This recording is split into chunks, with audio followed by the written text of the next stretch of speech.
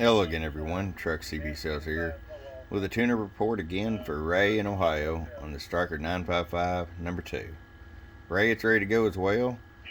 You got your clarifier tracking and receiving transmit together, voltage regulator upgrade, the ERF2030 plus MOSFETs in the amp section, or the final section, and also we've got the wideband receiver, and it's ready to go.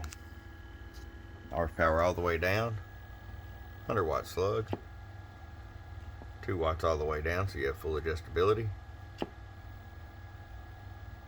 Just a skosh over 20 watts. Show you average power swing. Low. That's 62 on this one.